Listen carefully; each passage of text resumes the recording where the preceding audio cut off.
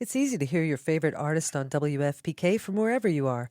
Listen on your smart speaker, live stream from our website at WFPK.org, from Louisville Public Media.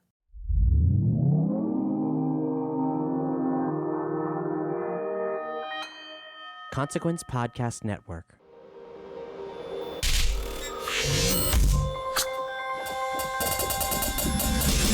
And welcome to another edition of Kyle Meredith with the interview series presented by WFPK at WFPK.org, Consequence of Sound, and the Consequence Podcast Network. As always, thank you so much for checking us out, making your way to this series however you got here. If it's your first time, you're not a subscriber, I do hope you hit that subscribe button. We put out 3 new interviews every single week, one Monday, Wednesday, and Friday. It's a great way to keep up with all of your favorite artists, discover some new ones, and know what's happening in the music world. And of course, you can find us anywhere you like to get your podcasts from, including iTunes, Apple Podcasts, Spotify, Acast, YouTube, and the other ones as well. Just type in Kyle Meredith with subscribe. We'll take care of the rest. This week, in fact, all of December, we've been doing the best of 2020 interviews, and we've had some great ones so far. 3 episodes before this one that you definitely need to check out if you haven't already. Today, we're going to be focusing on Avi Kaplan, Sheryl Crow, Zac Brown, Jimmy Buffett, Jefferson Starship, and we're going to start with Gerry Cinnamon. Now, this is a Scottish singer-songwriter who is starting to make his name here in the U.S., but has already blown up all across Europe. In fact, his story is a bit of the self-made man type of story. Hardworking for years, and suddenly a word of mouth just starts snowballing. And without having a label, with only having independent management, he's selling out stadiums all across the UK. So we got to catch up about his newest record called The Bonnie, and really being independent, and his skepticism for artists who are really looking to become big pop stars. So here's Kyle Meredith with Gerry Cinnamon on a best of part 4 of 2020. If you want to be famous, I think I'm suspicious of you. You're either too young to know what it means, or you're a sociopath. So it's got no interest whatsoever. The art of songwriting gets lost. Well, how many people or artists get signed and they get given 10 writers and told what to say, told how to dress, told how to write, told how to sing? Like there's definitely a disconnect, and there's so many bands that you see, especially the bands, they've only got a small window of time in order to get their music out before things start going tits up, before people start getting too drunk or start having children, or they have to go and work in jobs. So there's songs and there's bands that you'll never ever hear. They'll never ever do anything because that window is closed for them. So when I strip back the songs, I'm trying to leave it up to the listener to finish the song. So when you sing the song along in your head, or you're singing it yourself in the house, or when you're at the live gigs and everybody sings the song together and they kind of come together, that's when it's finished. That's when the song makes. The idea was to make, because I don't have a band, the idea is to make the crowd or the listener part of the band. Gerry Cinnamon, again, the brand new record is called The Bonnie. Again, if you missed last week's Best of 2020, that included My Morning Jacket, Julian Baker, Paul Weller, Laura Marling, Soundgarden, and actor David Duchovny, who also has his own music out. That one's available wherever you get podcasts as well. Jumping on to Avi Kaplan. Now, here's an artist that is also, much like Gerry Cinnamon, breaking out on his own, but it comes after he had made quite the mark in the band Pentatonix, the a cappella group. But his departure also led to a bit of a soul-searching mission, traveling around the world and rediscovering a sound that he had long left in the past with folk music. Talking about the record I'll Get By, here's Avi Kaplan. Towards the end, it just felt like the longer that I was in it, the more that, I was getting worn out and I was just becoming a shell of myself. And also it just was kind of feeling like, I lost all inspiration and I was beginning to become jaded when it came to music. And I love music so much that I didn't want that to grab hold truly. So I decided to make the healthiest decision for myself and to leave the group. And in doing that, I ended up getting back to my roots and really delving into the music that I've always done. A lot of people say that this is such a departure from the music that I do, but, this is actually the music that I've always done. I've always grown up listening to folk music. I've always been writing folk music. This is really just the first time that I've been able to really delve into it. And also really the first time that I've been able to share it with people. When I look back at those times, when I was younger and when I was living there, there was so much good and there was so much peace there that I felt like, well, and also the other thing about it was that when I was on the road with Pentatonix, I was always wanting to go home, was always wanting to go back to the Sequoias. I felt like I took them so for granted when I lived there, and I didn't realize how much it meant to me to be able to just escape there whenever I needed to. It didn't really seem like an escape. But now, when I went through all those things and, I basically could not go, it kind of made me miss it so much deeper. And so I feel like when I was writing the album, I needed to get those feelings out of that missing home and missing the Sequoias and, all of those different things. Now, some of my all-time favorite interviews have come with my next guest, Miss Sheryl Crow, one of the hardest working musicians in the business right now. It was during the fall leading up to the election. She had released 2 new songs, a re-recording of her track Woman in the White House and a brand new song called In the End. And those politics were fresh on her mind as we jumped into this interview, our latest for this part 4 of the Best of 2020 of Kyle Meredith with. Well, I'll tell you, I heard the Dalai Lama speak 20 years ago about compassion. And he said one thing that I thought, wow, that is just the simple truth. Unfortunately, it is the human struggle. But if every decision was made from a place of compassion, no matter what field you're in, whether you're a parent or whether you're the head of a major company or a world leader, that the world would be a completely different place. And it's just that simple. And halfway there addresses people having differences, but finding that common ground, because we do have more in common than we don't.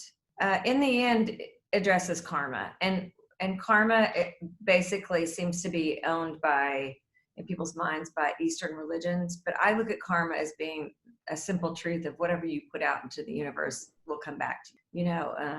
Everything in life is about intention. And if you have the means to lift someone else up and you don't do it, you miss out on your blessing. I mean, you miss out on the good energy that comes back to you. You can be a cynic, but what you'll get is you'll get cynicism. It will all come back to you, and I really do believe that. And I believe when you have people in the White House or people in businesses who are out there hawking vaccinations with trackers and everything else, we've gotten to a place where everything is about money. I feel like now we're at a point where the government is so paid by these special interest groups that nobody on Capitol Hill works for us. And, our public servants are supposed to make $174,000 a year, and they make millions. And I just keep saying, what is wrong with this picture when they have to answer to the people that are getting them elected?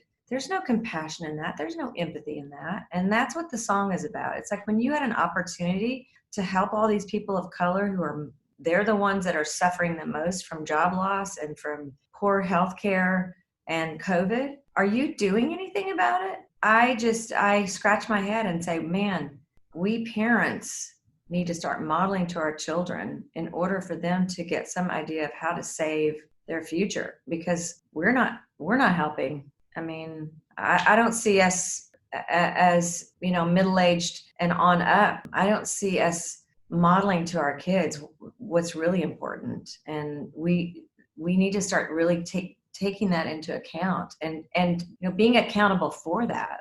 I mean, I have my opinions about the conservative right, not the conservative right, but the religious right that basically fund the presidency, that fund the Republican candidates. We all know that Falwell was a person that was very integral in Trump getting the nomination. And this song was written before Falwell. The point of it is that there is a large population of people that use the ideals of Christianity as being an excuse for judgment and condemnation. And I was talking with this friend of mine yesterday who was saying there's no place in the Bible where God or where Jesus condemned. I mean, the woman at the well who committed adultery, and all these people want to stone her. And Jesus said, what's the quote? Let the one without sin cast the first stone. That I think it's so hypocritical to cling to Jesus as an identity or for being emblematic of a belief system that is completely antithetical to what Jesus stood for. I mean, Jesus lifted up the weakest of us and brought in and fed those who were without. And we don't live by the Beatitudes, certainly. And even, I mean, if I can go out on a limb, the pro-life issue, I mean, that is a way for politics to keep people in a political party. Because if you really were pro-life, you would be at the border trying to help these little babies who were separated from their parents find their families, or you would be up in arms when children were starving in our own backyards. You know, so I find that, you know, Christ and the tear that can quench the world fires. I mean, right here in Tennessee with Marsha Blackburn, who is a naysayer of climate change. And it's just shocking. Everything cannot be about politics. It has to be about, as my parents say, leaving the campground better than how you found it. Yeah. You know, it's just that simple. And I don't know. I really, you know, if I were to do anything besides music, I think I would try and really work hard to get a constitutional convention brought about. I mean, we have had them in the past, and it's really time to look at the Constitution. And although Marsha Blackburn says that you cannot change the Constitution, and I will say that she would not be in the office, nor would she have the right to vote unless we had done that. Yeah, impassioned words from Sheryl Crow. Now, again, if you missed any of the previous episodes, you can find those anywhere you get your podcasts from. Week 2 was Evanescence, Jaden, Avril Lavigne, Paul Stanley from Kiss, LP, and Johnny Three Tears from Hollywood Undead. Now, moving on to the next interview, Zac Brown had recently released 2 albums, one called The Owl under the Zac Brown Band, and his first solo record called The Controversy. And it's with that word in mind that a lot of this interview is based in, as he was dealing with fan reactions. I'll turn things over to Zac Brown here during this part 4 of the Best of 2020. We don't have to be anything that anyone tells us we have to be. We don't have to fall into a box, a category that anybody tells us that we have to. We've earned the right to be here. I don't know of any band that's paid more dues than we have over the last 20 years. I spent 10 years grinding, playing 6 nights a week in places all over the place before we had our first song on the radio. 10 years to get to the beginning of making it, and it's such a blessed journey. And some people are closed-minded that like to talk, but you know what? Generally, the people that sit around and write reviews for things aren't generally my kind of people anyway. I mean, it's one thing to listen to it and go, yeah, I don't really like it, but then to get on and like bash other people for art that they've created and everything, you know, those really aren't my kind of people, and that's okay too. You know, they found a voice, and there used to be a lot of people that criticize everything. You just didn't used to be able to hear them all. Now with social media and everything, and some people come back around to me and tell me, oh, did you hear about this thing, this guy, what he's saying? Or I'm like, no, and I really don't want to.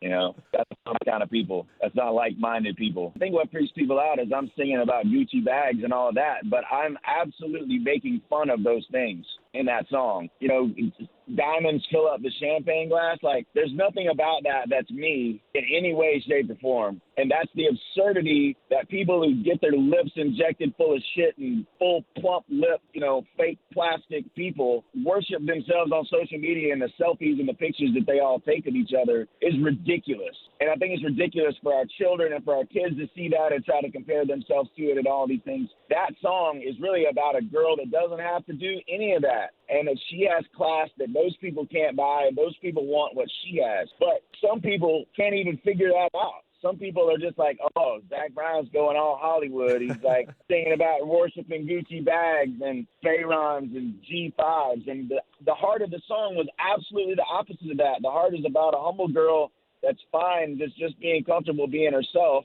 And then all of those people carrying around all those shopping bags look at her, and all they want is what she has. That's what that song's about. So it gets me fired up when people are writing about, oh, you're going all Gucci and all this stuff. Like, that's absolutely, if you're not smart enough to deduce the meaning of the lyrics, then maybe don't sit around and write reviews about it. Zac Brown there on this Best of 2020. Now, Mr. Jimmy Buffett, he is up next. The legendary singer-songwriter released a record called Life on the Flip Side.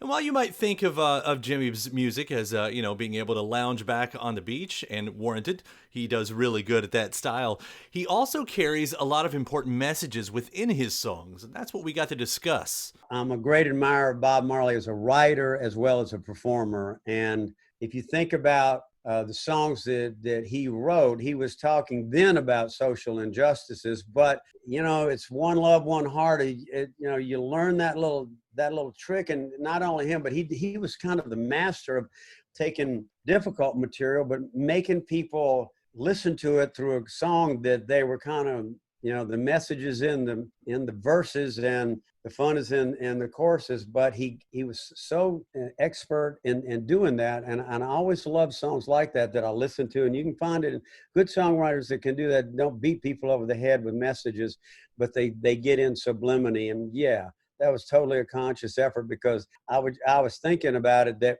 as a fisherman and in love with the ocean, even the sharks and red snappers swim around together at slack tide in the middle of the feeding frenzy. So us creatures that are descended from amphibians, maybe we should try that a little more. Music has always been a part of social change. Going back to the 60s as a hippie and Bob Dylan, and the times they are changing, you could apply that to everything in the past decades that I've been alive. Each decade probably had some kind of horrible thing that we needed to change. And that's just part of life. And, I think we'll be better for it all. I really do. And so this song is, I think of it more as of the way the Cubans do it. I mean, and it's, but I wrote it I wrote it in a way for as many of my friends that live in Miami as I do as my friends in Havana, because they're all basically the same people, and eventually we all get back to that again, slack tide. Try to find those. There's one line in Slack Tide that it was like, if you'll cut me some slack, I'll do you a favor. Pull down that bottle of fine rum, and together we will savor. That kind of says it for me. Yeah. And if we could do that, that's our Slack Tide. Another beautiful sentiment on this Best of 2020 Part 4. Again, we have the previous 3 out there as well. Part 1 featured Stephen Malcolmus of the band Pavement, Ed O'Brien from Radiohead, Paul Banks from Interpol, as well as King Cruel, the band Sparks, and Buzz Osborne of the Melvins. Again, available wherever you get your podcasts. Now, we'll wrap up with Jefferson Starship. I got to talk with David Frieberg about the 45th anniversary of Jefferson Starship's Red Octopus record. And it was during that reminiscing that he had dropped some news on us that, hey, Jefferson Starship has a brand new album. Well, actually, we have a new one coming out. It's called Mother of the Sun, S-U-N. Well, this band is the band that was playing when Paul passed away, and his family really wanted us to continue. And Grace thought it was a good idea, and since she had the power, she said, "I'll license you guys to do it." And so we said, well, we'd love to, because we had just completely gelled since these 5 people ended up with Paul, and we were it was very symbiotic. We would have everybody is listening to everybody all the time, and everybody can't wait to get back together, which is kind of really unusual. And it's still that way. We're going nuts being, because Kathy Richardson, the fantastic lead singer, lives in Chicago, and Jude Gold, the guitar player, lives in Los Angeles, and Chris Smith, the keyboard player, and I live in Marin County, and Donnie Baldwin lives up in the foothills of the Sierras. And so, so now we're stuck here. And so we've been making little videos being sequestered, and, each of us doing our parts and videoing us playing them and then putting them all together in a video.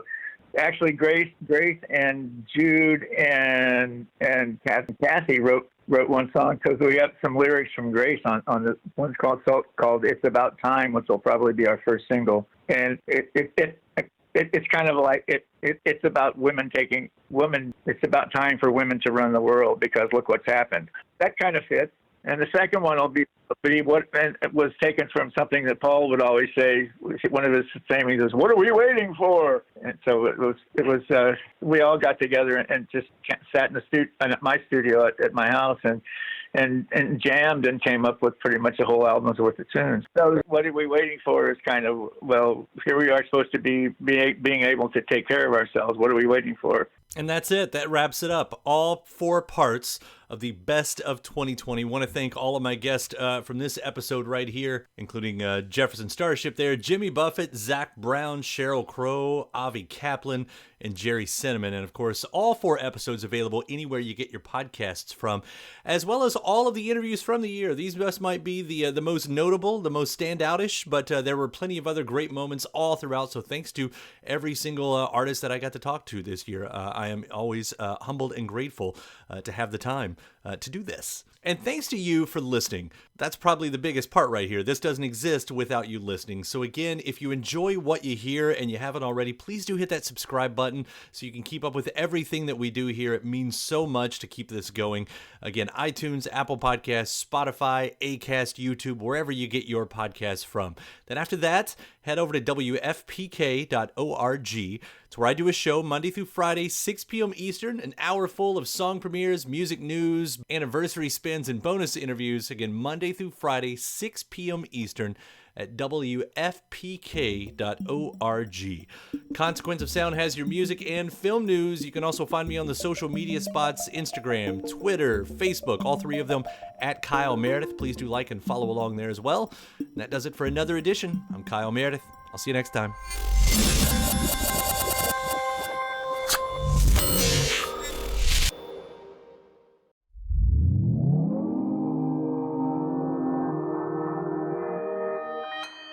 Consequence Podcast Network. Do you read Stephen King? Good news. There's a club for you. The Losers Club. Every Friday, us losers journey through the never-ending wastelands of King's Dominion. We sink our teeth into each of King's novels, dive deep into the lore, and review every adaptation. Even better, we're always having guests over. Thomas Jane, Will Wheaton, Mary Lambert, Mick Garris, the list goes on. So what are you waiting for? Join us as we read on through long days and pleasant nights. It's easy to hear your favorite artist on WFPK from wherever you are. Listen on your smart speaker, live stream from our website at WFPK.org, from Louisville Public Media.